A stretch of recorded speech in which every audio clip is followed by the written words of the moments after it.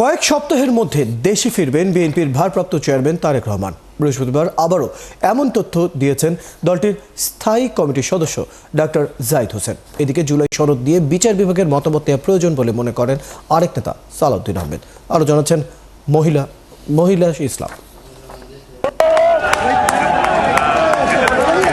ইসির রোডম্যাপ অনুযায়ী জাতীয় সংসদে নির্বাচনের বাকি আছে 5 মাসেরও কম সময়। সবাই নির্বাচনমুখী। বড় দল বিএনপিও প্রস্তুতি নিচ্ছে জোরে সোরে। এর পাশাপাশি দলটির তৃণমূল থেকে সবাই অপেক্ষায় আছে তাদের ভারপ্রাপ্ত চেয়ারম্যান তারেক রহমানের।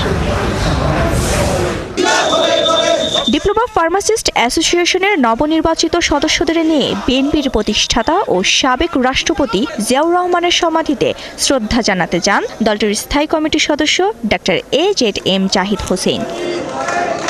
তিনি জানান, তারেক রহমানের দেশে ফেরার অপেক্ষার শেষ হবে আগামী কয়েক সপ্তাহের মধ্যেই।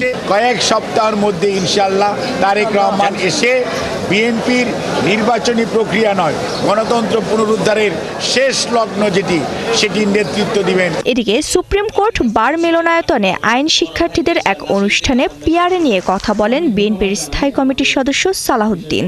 একটা উদ্দেশ্য তো অবশ্যই আছে, যাতে কিছু সিট বেশি পায়, কিন্তু আরেকটা উদ্দেশ্য আছে, বাংলাদেশে সবসময় যেন অস্থিতিশীল পরিস্থিতি থাকে এবং সরকার ব্যবস্থায় স্থিতিশীলতা না আসে এবং কখনো বাই মেজরিটি কোনো পার্টি ইলেকশন না, সরকার গঠন না করতে পারে। আর জুলাই সনদ নিয়ে বিচার বিভাগের মতামতের প্রয়োজন আছে বলেও মনে করছেন তিনি।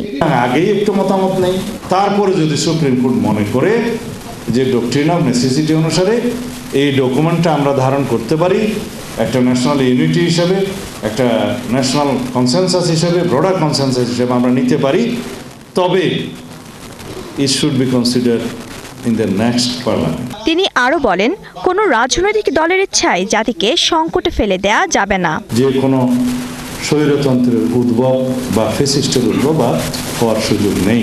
মাহিলা ইসলাম, ৭১, ঢাকা।